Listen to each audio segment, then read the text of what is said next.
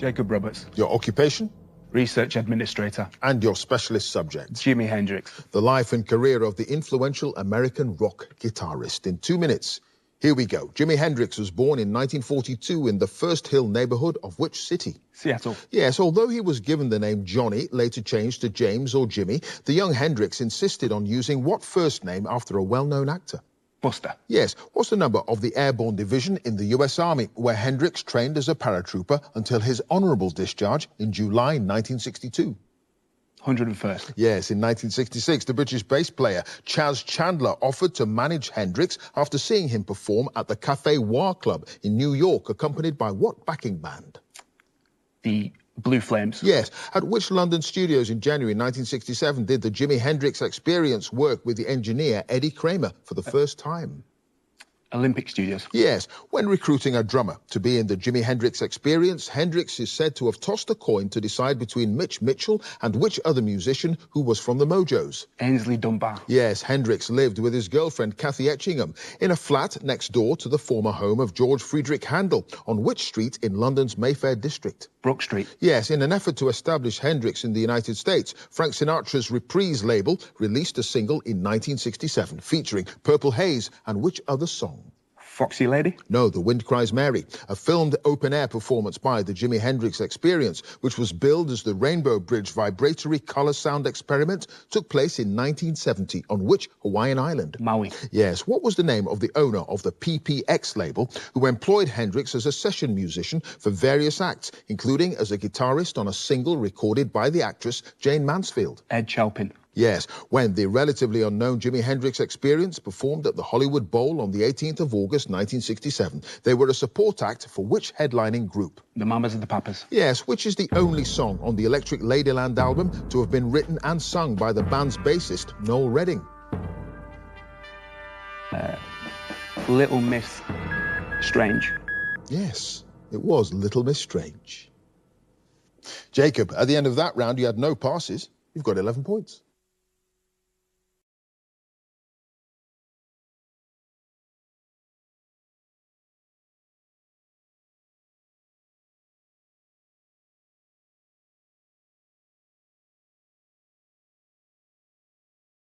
Founder Zack Wilde initially rose to fame as Ozzy Osbourne's guitarist, and for the last few years has toured with Pantera.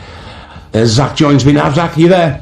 Yes, you forgot I do dishes, laundry, and I also work with Chippendales as well. The music business isn't what it used to be, so I got to make that extra money on the side. You know what I mean? It's been 5 years since your last album, Doom Crew Inc. What took it so long? Obviously, I was doing Pantera Celebration, so we started that in 2022.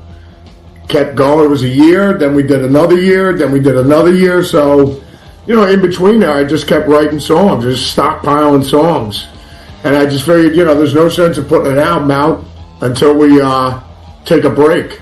With Pantera Celebration. So It's been a blast. I mean, usually when we do a Black Label album, it's an implosion of ideas. Then it's done.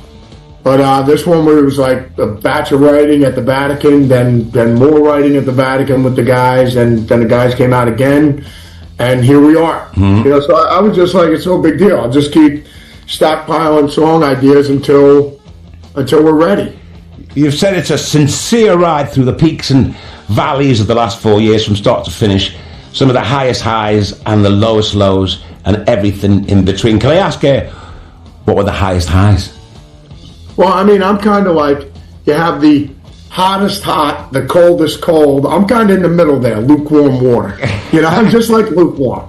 So you don't get too high, you don't get too low, you just stay in the middle there. I mean, that's the way I look at it. It's no big deal. It's another day at the office, man. It would be completely remiss of me not to talk about one of the greatest ever rock legends that we sadly lost last year, Ozzy. I mean, you worked with him for 4 decades. What was your relationship with him like? Yeah, I mean, Miracle Man, No Rest for the Wicked, that's going on in 2028. That'll be 40 years ago we did that first album. Mm-hmm. But no, Oz was the best, man. I mean, he had a heart of gold. He was hilarious. He's just hard as nails. For, whenever he'd get knocked down, he was always his resilience was incredible. So, you know, you had all the best qualities you want in a person. He's the best. And like I said, Oz was hilarious. I always said it was a miracle any work ever got done, because you're around him for 5 minutes, you'd be on the floor crying, laughing. Between him making fun of whatever situations are going on in the world, and then him making fun of himself, it was just, like I said, a miracle any work ever got done. Last year, 42,000 fans ascended on Villa Park in Ozzy's hometown of Birmingham to witness Black Sabbath in action for one final time. You were at the show. What was the atmosphere like?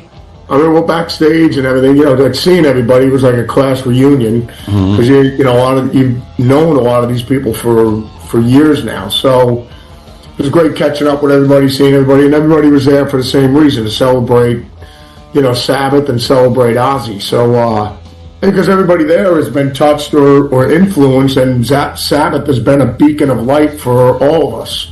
So, you know, to give everybody purpose. So it was definitely a beautiful day. And, you know, and I told Mom, I said, you know, Sharon, I said, that was the most beautiful gift you could have possibly given him. Because like Freddie Mercury didn't even have that. It was just like everybody was there could see him and have a great time, tell him they love him, and, you know, he can catch up with friends he hasn't seen in years. And then, you know, I mean, Oz was like, oh my God, I met Axl Rose. I can't believe it, you know, so it was great. But I was, you know, talking with Oz in between the 2 weeks before he passed away. And, you know, Oz was like, Zach, we have to make another record. You know, we'll do something like, you know, with No More Tears, when you were going through your Allman Brothers Skynyrd phase. You know, we'll do something heavy but melodic and everything. I said, sure, well, you must be kidding. And he said, I'm not kidding, and don't call me Shirley. No, so I mean, like, I just figured in the time being we'd make another record, and then maybe Sharon would book these Back to the Beginning tours all over the world, you know, because they're for charity and everything like that. So like do one in Brazil, do another one in Japan, do one in America, do another one in Germany, do another, you know, all around the world, Australia. That's what I was foreseeing happening in the future, you know. So I didn't think Oz was going to be passing away 2 weeks from, you know, us doing that show. I mean, you've written a song for Ozzy on this album, aptly called Ozzy's Song. It's a very beautiful and personal tribute. The emotion in your voice is palpable, Zach. How difficult was it to record that song? Well, I mean, obviously the first time I sang it was pretty rough, but I had the music sitting around. But then after we laid Ozzy to rest, I flew back out to America, and we did the first show was at like Jones Beach in New York City, out in New York with Pantera Celebration. I remember playing there with Ozzy when it was raining, so I'll never forget that, with people like knee deep in water while we were playing. But after, you know, we got done with the Pantera Celebration run, when I was home, I was just sitting in the library looking at one of his books. And I, you know, just listening to it, and I ended up writing the lyrics right there. We're going to play your new single, Name in Blood, but first tell us about the song. How early in the process was that song written? Oh, Name in Blood? Yeah. Well, you know, I mean, the title, it just means you're committed to the project. You're all in, man. All in. Let's play it then. That was Name in Blood. Zach Wilde is my guest from Black Label Society. Zach, you've played with some of the most iconic bands in rock history, including touring with Pantera.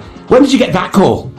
Well, I mean, it wasn't about, you know, Rob Halford, when we did with the Pantera Celebration, we were doing a show with Judas Priest, and Rob said to me, he goes, Zach, it's really a beautiful thing what you and Charlie are doing, playing for, you know, Vince and Dime. And I, you know, with Philip and Rex, so I was just like, yeah, but I said, thanks, Rob. You know, I said, but it wasn't a matter of when you're going to do it or if. It was always a matter of when we're going to do it. Because it'd be almost, I just always equated to if Mitch Mitchell and Noel Redding had asked Eric Clapton back in the day to go out with them, and they were going to celebrate Jimi and, you know, call it Experience Hendrix, and Eric was going to play guitar and sing Jimi's stuff. Of course, Eric would do it. That was his buddy, and he loved him. So I just feel honored every night, because every night when I look at Philip and Rex and Charlie before that Kabuki drops. I know I'm surrounded with a bunch of lions, and we're about to do this, and it's a real powerful feeling. So, and then seeing the Pantera faithful, and seeing the younger generation that they've only heard of the legend of Pantera from their dad or their uncle, to see how much joy it brings so many people, this community of this awesome thing that, Dime, Vinny, Philip, and Rex created. It's all, to me, it's a win-win, beautiful thing. You've also got a covers band, haven't you? Zack Sabbath. Oh, yes. Well, I've been playing these songs since I've been 15 years old in people's kitchens, backyard keg parties, and now I'm 59 playing these songs, and there's a couple more people.